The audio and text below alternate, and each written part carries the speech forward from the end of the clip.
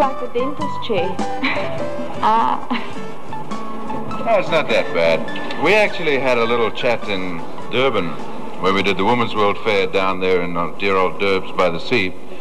Annalyn made some wonderful comments that people really appreciated. I started off asking her about Sun City and whether she had a hand in any of the acts that came out to Sun City.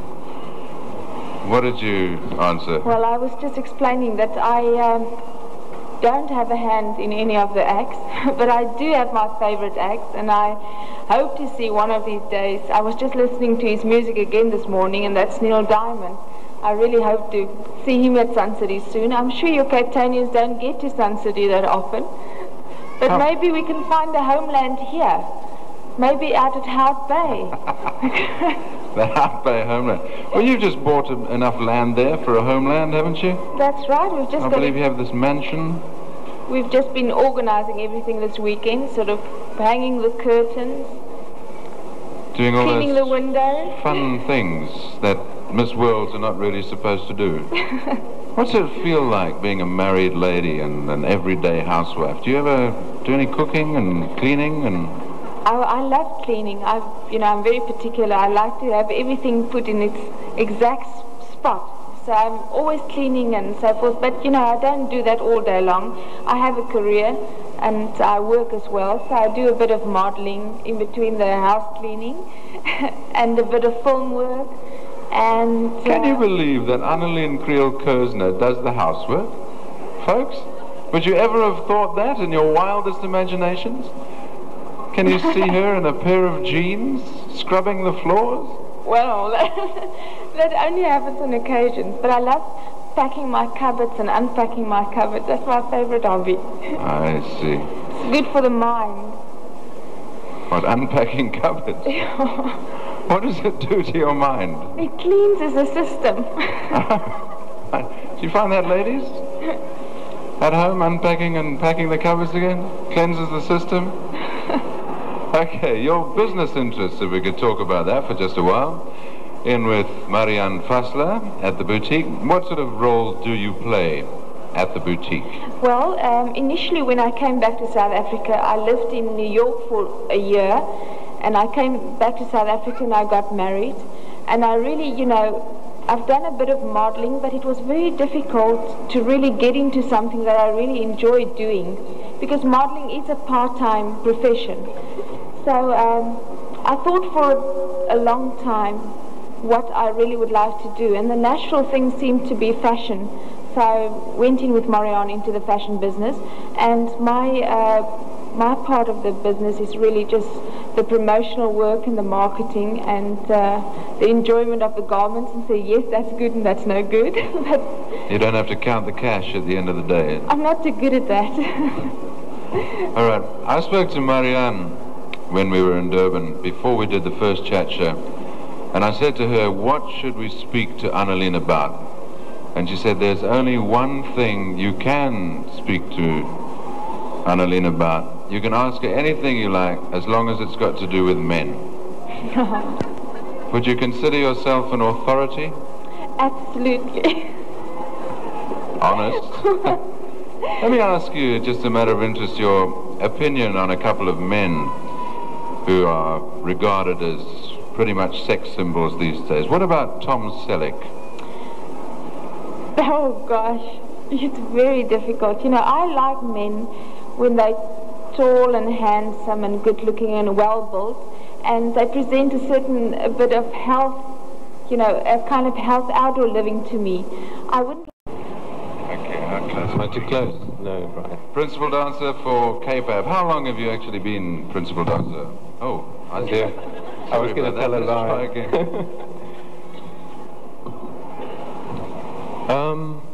17 years.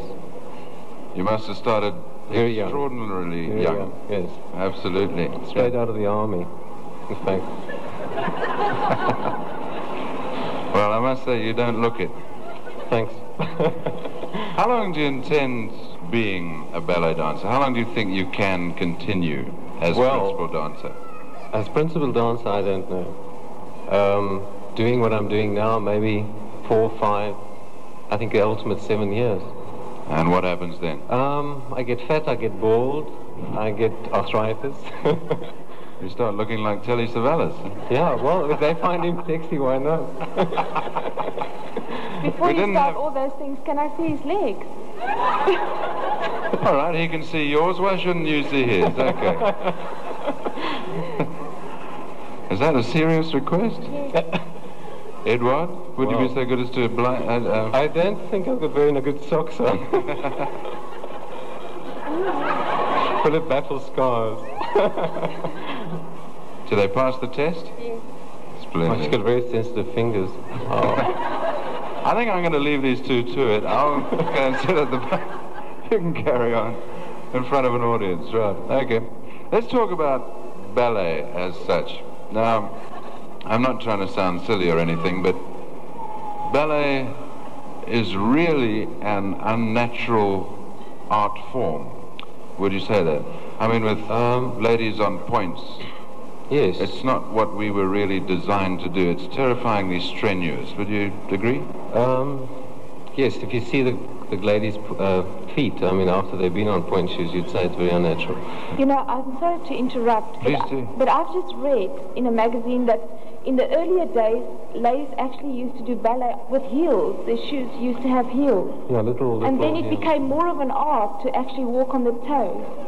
And that's how they came to take the heels away, and it became the ordinary ballet shoe as we know today. Yes, I think you know more than I do.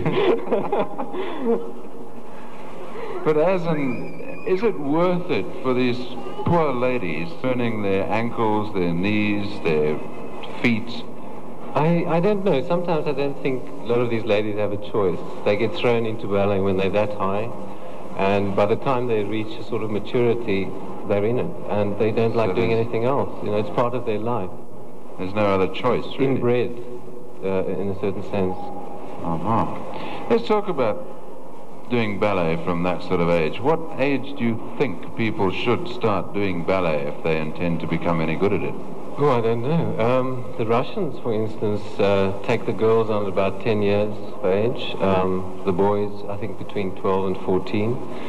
But if you take little girls or little boys, they usually do bunny hops and play little animals and things like that. I mean, that's also very good for developing musicality and a sense of putting them on the stage and developing a sense of theatre.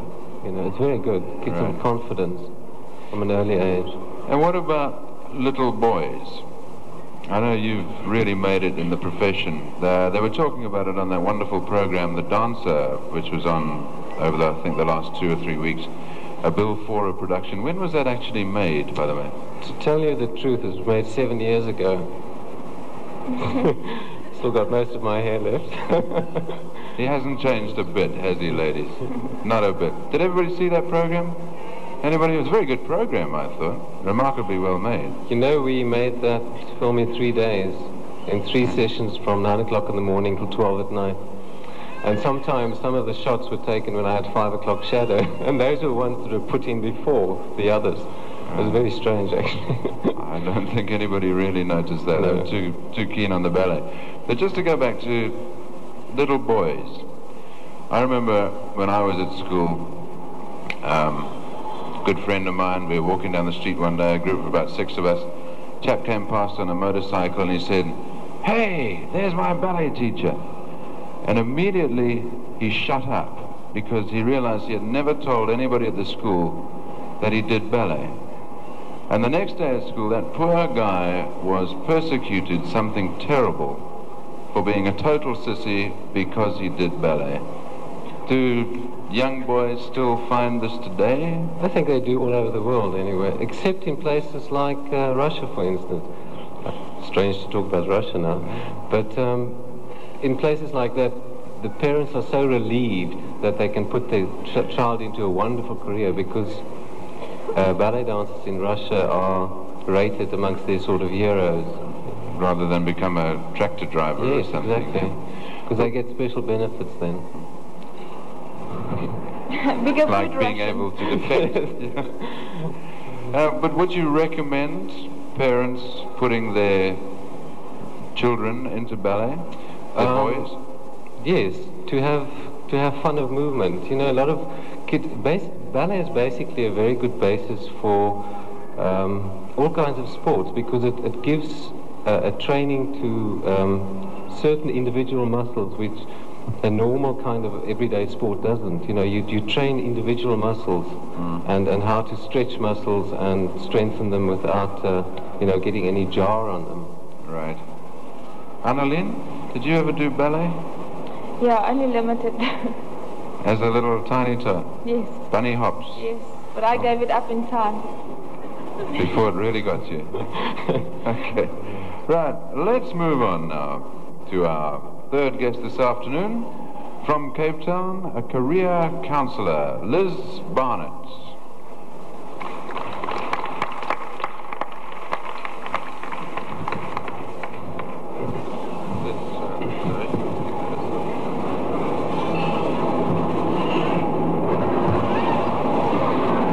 Okay, career counselling, I believe not for youngsters, not for people fresh out of school, but for adults. How does this work? I don't think this thing's working. Yes. Is it working? Yes. Yes. Let's move it a bit closer. A little bit of adjustment. Mainly because adults, they have found these days, change careers something between 3 to 6 times during a lifetime. And Annalyn is one example of that. And Edward also has to think of that, for example, that he has to change his career. And what Annalyn was saying earlier about deciding what she enjoyed is one of the things we look at, because you usually don't change completely. You take some of the things from your previous career, interests like fashion, or and skills like color appreciation, putting things together in a creative way, selling, understanding your audience, and that is one of the things we look at as an adult career counsellor. So you're not recommending a complete change, one career to another. There should always be some part of your previous career involved. Or a hobby. It doesn't necessarily have to be part of your previous career. It could be a hobby which you then build on. And what would you recommend, Annalyn, if she came to you now? Yes. As a former beauty queen, fashion consultant, what would you say to her would be the next step? I wouldn't recommend anything except that she has to actually look at herself, which she did do. I'm such a dumb blonde that she said I should become a housewife. No, we never recommend. We tell people to look at themselves and look at what they enjoy from what they've done before, and then build on that. So can you carry that a step further with Annalyn, or would she have to do that herself? She would have to, we would give her the structure and the exercises to do it. We would give her the emotional support that she needs, because the change is always a problem. It's always a difficult thing. It's not an easy transition. And we would then also tell her how to go about looking for opportunities out there where she can use her skills and her interests in a new way. Do you have mainly women as clients, or a lot of men as well? No, we see both men and women, but we run 2 courses specifically for women. Women who are thinking of going back into the labour market because they have special problems, and women who are already in careers and need career management, because guys tend to have career management as part of their growing up. They actually are taught how to manage their careers. They think of having a career at the age of 14, whereas girls often don't. What would you recommend Edward did? I'd say he ought to be looking now at what he enjoys and not let it fall Money. on his... Money, do you say? Right. And looking around at opportunities within his world which could lead him onto something different when his dancing days are over. Well, let's put that to Edward. What opportunities do you think there would be for you? Have you started looking around? Well, I have started doing a bit of choreography. I will probably in the future start teaching a little bit. So, in fact, I'm fortunate in the sense that I can still branch out further, but within my own career still. I can actually relay my experience to younger people as such. And if you'd had enough of ballet completely, what would you ever intend doing? Any ideas? No idea. I just love to be very rich, a lovely island. Oh, maybe Annalene could get you one. How much is a normal ticket for the ballet these days? How much do people pay? I think that, I don't really know, but I know in the last 10 years it's only gone up, the top price, it's only gone up by 3 rand, which is remarkable. Right. I think here you can pay between, I think the most expensive seat is $8. And if you go to a place like New York, you pay anything from $20 standing room up to anything. I mean, obviously, sometimes it depends on what the show is, but $60, $70, $100. Well, I paid £40 a seat last year in London to see Rudolf Nureyev. Was it worth it? No. No, I must admit, I mean, I do go to ballet, but that night just wasn't worth it. It must have been a bad night. Or maybe he's getting past it. I do not know. I hate to malign the man. What do you think? Well, I think he carried on. He's actually a bit past it. He carried on for so long, I think because he was a multimillionaire before his 30s. And I think that just kept him going. You know, the obsession to make money and to dance. Lucky him. Well, I must say I was most disillusioned, and he had the tattiest corps de ballet behind him that I've ever seen in my life. It's just off Leicester Square. I don't know, the Royal, whatever it is. He must have been there. I can't think which there's anyway, but £40 a seat. It's terrifying. Anyway, enough of mumbling about that. I'd like to turn now to fashion, seeing as Annalene is in the fashion game. I don't know if we talked about this in Durban. I've talked about it on a couple of occasions during our chat shows down here. I normally get bombed out by our guests. Talking about women's fashion today. I mean, this is dead smart. Very nice. Is this a typical Marianne Fassler, Annalene Kriel-Kerzner outfit? No, this is an imported outfit from Paris, but you know, you can get similar things here. I think today's fashion is very much, you know, open, especially in the summertime. Minis are very fashionable, and then also the longer length dresses and so forth. You know, I think it's not, you can't say, you know, the length is really on the knee or above the knee or whatever. It's very, you know, it's whatever you prefer wearing. And what do you think of fashion these days? Well, I think fashions are very exciting because it changes so often. You never know what to expect. But, you know, fashions are really what a person likes and what he thinks he, you know, looks good on himself. And, you know, you've got to wear some clothes the whole day. It's no use you going out in an outfit that you don't like. So you've got to feel comfortable in it. I think that's the main principle. Well, I believe a lot of women buy clothes that they don't feel comfortable in just to be in fashion. I don't agree with you. I think women really don't do that. They prefer buying things that they feel good in first of all. I mean, there's a lot of outfits in my shop that looks beautiful on certain girls and women that came in to buy. But the fact that it's unusual and they've never worn anything like that before, they feel uncomfortable and they will not buy it. What is the general consensus out there? Do people buy fashionable garments? I see a couple of men going, yeah, right, finger the price, yeah. But what of ladies? Can we be 100% honest here? Are there items of clothing in your wardrobes that you have bought because they're fashionable that are not really comfortable? Anybody? I see 4 men going, yes. The ladies are not too sure. Any ladies have any opinions on that at all? What about you, madam, in the second row? Is everything you own comfortable? Yeah. Very. You're happy with everything. And just behind you, the acrobat.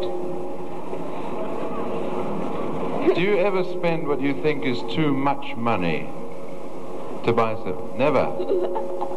Nobody?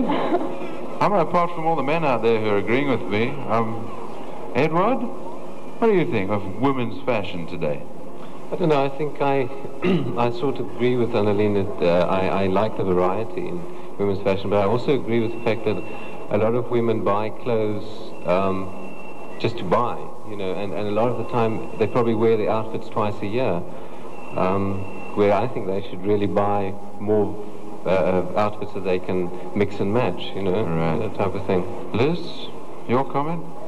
Yes, I think we're very lucky today because there is such a variety of fashion that we can choose from. There doesn't seem to be a very definite trend. This is in and this is out.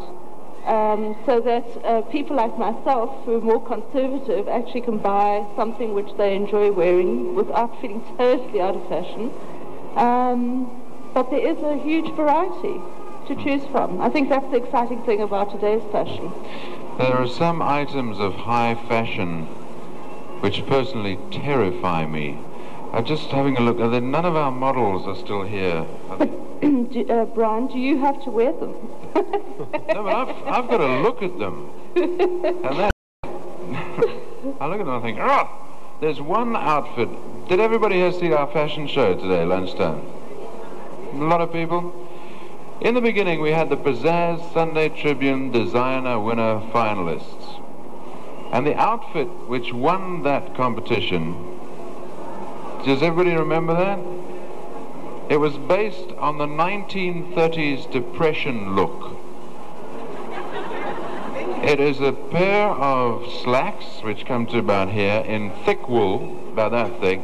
It's a skirt that comes over that, down to about here.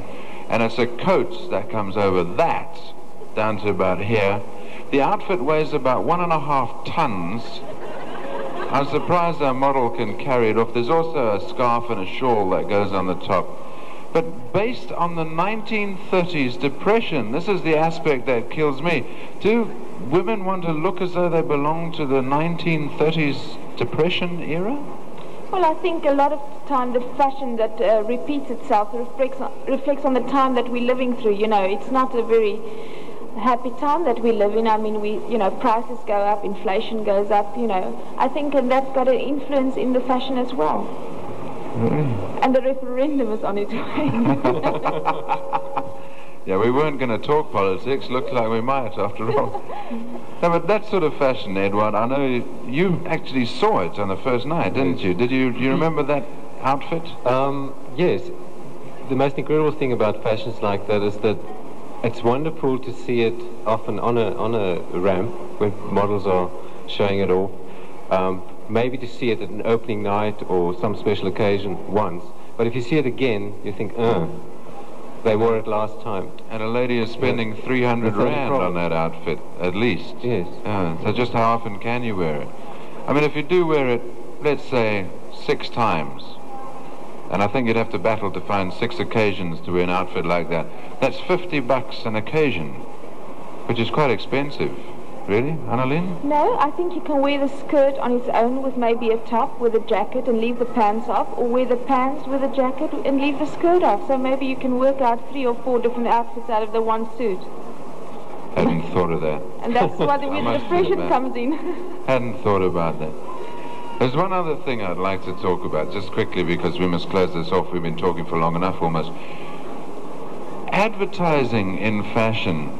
Now, your boutique, Alsvita's boutique, Mari Musso, there's quite a few people around here who are selling garments with your name on it. And not just a little, like, Marianne Fassler quietly put there, but a big sign on it saying, Marianne Fassler. Is that ethical, really? Because you're charging people an awful lot of money for that outfit. You are getting advertising from that garment. Do you think that's right and fair? Well, I don't personally like the idea that designers to wear, and not because it's any name. So I agree with you. I think it's wrong. Is that a Marianne Fassler written on it? Don't say that. I'm sure she won't mind me saying. She has a thing that says T-shirt dressing on the top, and there's a huge ER on it. And it doesn't mean, if you would, Peter Rosenworth. You should be giving those T-shirts away for... How much do those cost? Could I ask? 30 rand. 13 rand. 13 rand. 32. 32 bucks for a T-shirt to advertise. You're going to give me one? About that. I don't know fair when you think of people that can't afford that thing, but I think if you can afford it, sometimes it's very nice for somebody. Like I've got a Carducci jacket on, which I've got through a factory, through a friend, 4 years Carducci. That's the irony. Yeah, but you've got to do that to show Carducci. You don't have Carducci written across the front of you. Got something special on so that other people can see. Sometimes I think a lot of men like it like that. They like people to see that they or appear. But that's normally just a tiny little logo. Yes, well, that's probably, It's not blatant advertising. I mean, my good friend Mari Musso down at the back there, her big gimmick for her stall during the show, she will give you a free T-shirt. And it's got Mari Musso plastered all over it. She should be paying you to take that T-shirt and advertise her wares all the way around Cape Town. Agreed? Mari, those T-shirts are free for the rest of the show. Okay. Anything that anybody in the audience would quickly like to ask one of our three personalities? Otherwise, we're going to have to go. Yes, sir. Did you hear that? If there's sufficient scope for choreography, if there are sufficient new ballets coming to the fore? Well, there's possibly not enough of what you'd like to see, you know, but the problem is often that we have to cater for an audience that likes to see the more classical works, and the times that we have put on productions of very avant-garde that much, and even the critics sometimes want something nowadays that's modern from 30 years time, you know, it will take. Anybody else, quickly?